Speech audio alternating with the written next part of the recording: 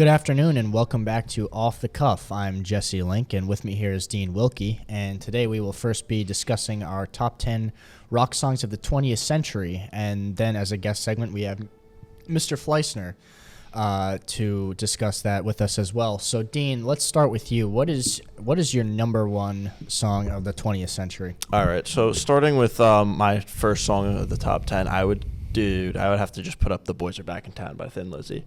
It's just a classic. You can't go wrong with Thin Lizzy, dude. They're always just, they make some bangers. That's all I gotta say. They do, or they did, I should say. All right, second up, we got "Sweet Emotion" by album Toys in the Attic. I mean, "Sweet Emotion's" just got a different vibe to it. It's got more of that sense of like the hippie 80s disco feel to it, which is just different from that area, and it's different from like all the 60s, 70s like heavy rock. Aerosmith did a good job with that. All right, so for number 3, I'm just going to sit it out there. I Can't Get No Satisfaction by Rolling Stones. Album would be Out of Our Heads. I mean, the 60s were dominated by Rolling Stones. There's no doubt they're still popular these days, even now after the dudes are probably retired and they're done. But their songs are still hits now, and they will always be. Mick Jagger always put on a good performance. Everyone, loved to go see the Rolling Stones. I like some of their music. They're not my favorite, though. Definitely a classic, though, that'll live on forever. Mm-hmm. So number 4, more interesting take, I'd say it'd probably be "California Dreamin'" by the Mamas and Papas. It's definitely a different take on rock, I would say, and that's what kind of brought it about. It was just so different from most other songs that are compared to like your usual heavy metal, like with Nirvana and as Rolling Stones. And it just kind of was, a swing that they took with that song, and it was just, I thought it was an interesting take, and it was actually pretty good. It was, the Mamas and the Papas they were not really a huge dominant band back in their day, but now that song has also kind of become a little bit more popular. Yeah, it's again. resurfaced more now. Mm-hmm. So number 5, moving on, we got "Gimme Shelter" as another song from the Rolling Stones, and album B, "Let It Bleed." Mm-hmm. I mean, "Gimme Shelter" is just another one of their top songs they've released when they're around killing it in the 60s. There's not much to say other than it's a great.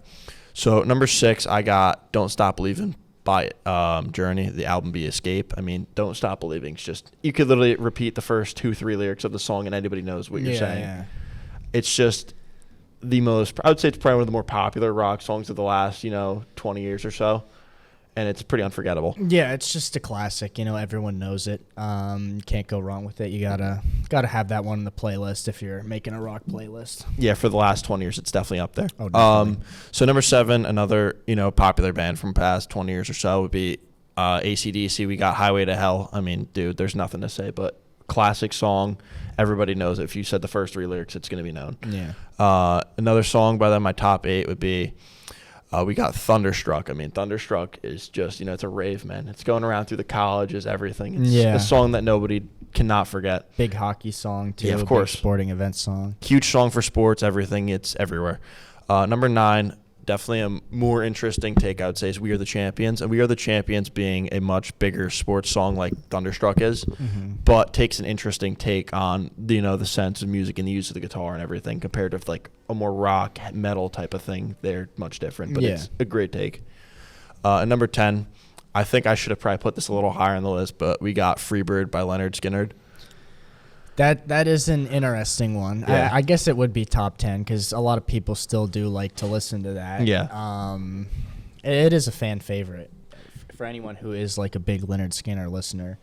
It's definitely, I would say, one of their top 3. Yeah, it's good to get hyped too when you're driving down the road sometimes, but that's all I really use it for. So I guess moving on. We got yours. Yeah, we got to do mine. So I'm going to have to start off number 1 with "Comfortably Numb" by Pink Floyd. The album is "Dark Side of the Moon." And, I'm a huge Gilmour fan. I love a nice dreamy guitar.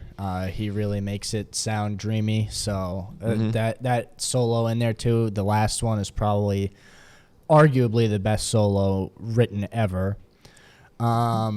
And yeah, it's just overall like a cool song to listen to. It's fun. It's scary. It's it's interesting, to say the least.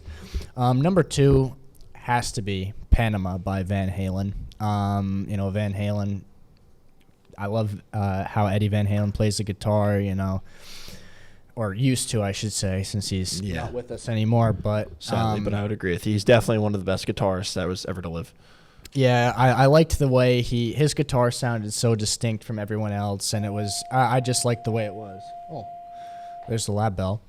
Okay, now number 3, moving on. I'm going to have to say Money for Nothing by Dire Straits, because that's probably one of the greatest guitar riffs ever written. Mark Knopfler really put it together well with that. Number 4, got to throw some Def Leppard in there. So let's say Pour Some Sugar on Me. I think that's a classic song. Everyone loves that one. Kind of shifting gears though a little More bit into like the California Dreamin' type of thing. Yeah. It's different. It's more of like it's kind of like a mix of pop and rock. Yeah, I don't know how to describe it because they were pretty young when they the band started. Yeah, and it's not too old, but it's just a classic, and even old Everyone heads knows and it, yeah. younger guys can listen to it and still enjoy it. Going on to number 5, we're kind of changing it up a little bit here. Not the same as the other ones, but Switching Hotel gears a bit. California by the Eagles. And that was the album, too, also. So it was both the song and the album. It's a good song. It's a classic. Everyone knows it. Another classic, but not everyone knows this one, is Sultans of Swing by Dire Straits. And that one was the one out of Private Investigation. Good album overall. Like I said before, Mark Knopfler really knew how to put it together.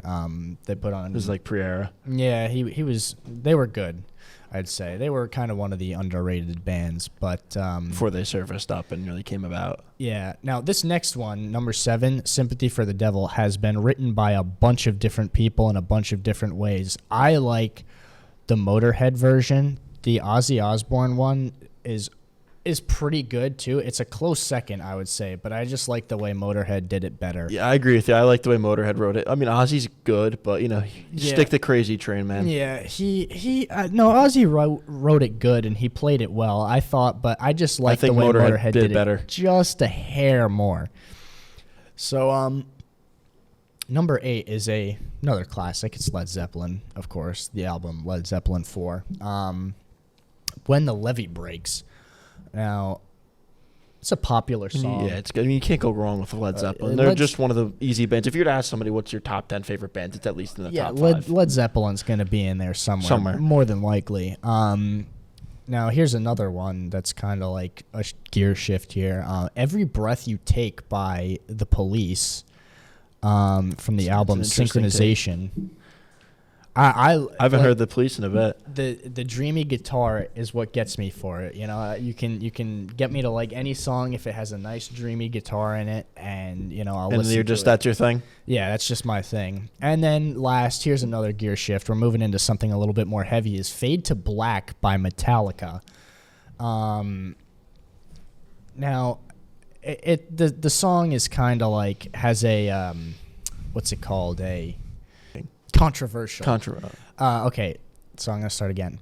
So number 10, shifting gears again to something a little bit more heavy, has to be Fade to Black by Metallica from the album And Justice for All. But I like the live version better than the recorded version. Really? That's interesting. Yeah. You prefer the live over the recorded? Yeah. Sometimes, like, the way guitarists do it is they add things on to it. Like how singers use auto-tune? Yeah, in concert, they do something different than the album cover version of it.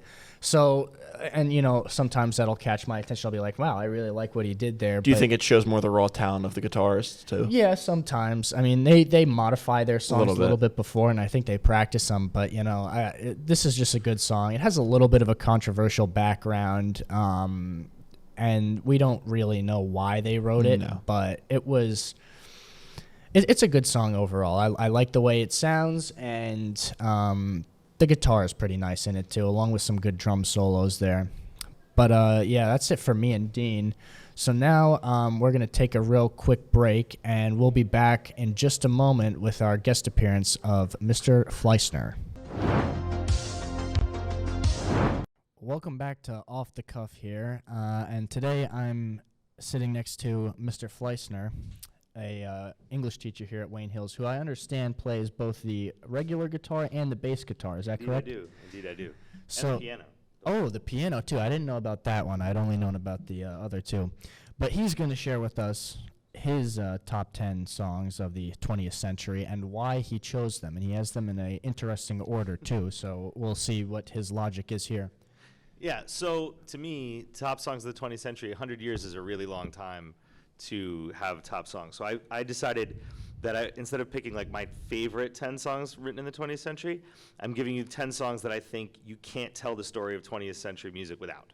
So I'm going to start, they're in chronological order. So I'm going to start with Summertime by George Gershwin from his musical Porgy and Bess, which sort of takes like black music and jazz and sort of helps to bring it to the forefront in American culture. And it's been covered by a million people. You know, summertime and the living's easy.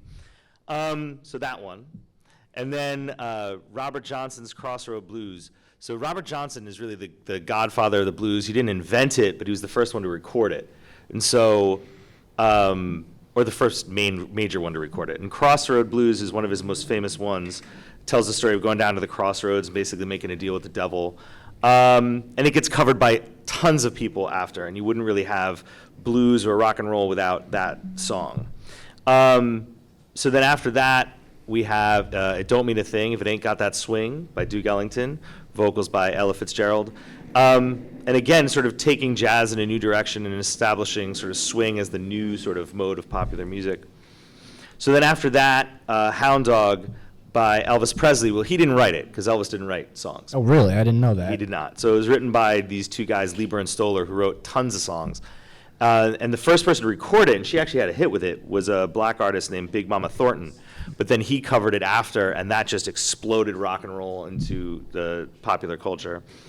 So then, moving into the 60s, you know, you can't really not have the Beatles on this list. So it's a matter of which Beatles song. And I hemmed and hawed about it, but I think sort of the most important one that really changed the sonic landscape after it would be A Day in the Life.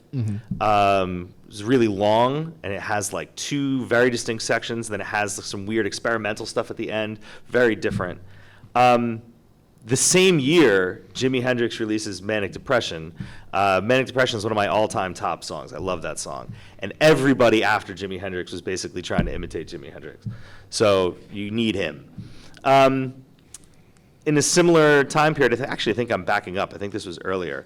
Respect by Aretha Franklin, although she didn't record that first either. That's a cover song. Otis Redding released it first. And there it was a guy demanding respect from his lady, but she recorded it, flips the script entirely, and has this whole new explosion of like female-fronted power singing, which is so important coming after her. The first woman diss track?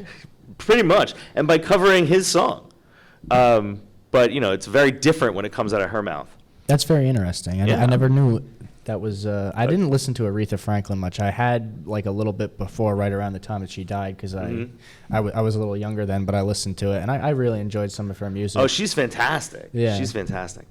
And so then into the 70s, I'm not a big disco guy, so I didn't go disco, but I did bring in the Ramones. So Beat on the Brat from their self-titled debut creates this new underground genre of rock and roll that you really can't tell the story of the end of the century without, and you need to have that there. Plus, it's a killer tune. That song rules. Yeah, they kind of did light the fire with like punk rock and things like that. Absolutely. And I did enjoy some of their songs, like I forget what the one it is. I Want to like, Be Sedated. I did like that one. That wasn't the one I was Blitzkrieg thinking. Bop? Yeah, that was it. That Blitzkrieg one. Bop, they play at a lot of like hockey games and stuff. Yeah. It's just a great tune too. They're so simple, but you know, you try and sound like that. Yeah. It's less simple than it appears to be. So then I have Tricky by Run DMC. They weren't the first rappers, but that song and some of their other songs from around that time period really sort of moved hip hop into the mainstream in a really positive way. Plus, again, that song just rips. It's so good. Yeah, it's very nice. So then, being a teenager in the 90s, even though this was not my favorite song by this band, and this band was not my favorite band of this genre, Smells Like Teen Spirit is the one you can't tell the story of the 90s without. You know, my personal favorite band of all time is Soundgarden. So I would love to put like Black Hole Sun on here, which is a great song, but I really think Smells Like Teen Spirit is the one my experience, I can remember the first time I heard that song because it sounded so different from everything else on the radio. And it really just blew everything up. By the way, I was sitting in the parking lot at the Radburn CVS in my mom's Caravan while she ran in, and that song came on, and I was like, what is this? So that, to me, is like all of those 10 songs have that same sort of genre-changing moment to them. Yeah, I would have to agree with you there. I do like Soundgarden, some of their music, especially Black Hole Sun. That's probably their best known song. Probably. But I would have to agree with you that you can't define the late 1900s without Nirvana in there. Cannot. It was they were a very good band. They did were. sound very different from every other. They weren't like Metallica, even though they were slightly more heavy. They just weren't like anything people had seen before. No, it's true. And Soundgarden was around first, and also Alice in Chains, and there were a few other bands that were around first. But Nirvana just exploded. Like, it was crazy how fast they got enormous. Oh yeah, they became popular very fast. Yeah, like flipping a switch. Mm-hmm. So that's 10. That's 10. Well, thank you, Mr. Fleissner, for coming on, and I really appreciate it. I Thank hope you. you all enjoyed watching, and we'll see you all in the next episode. Thanks.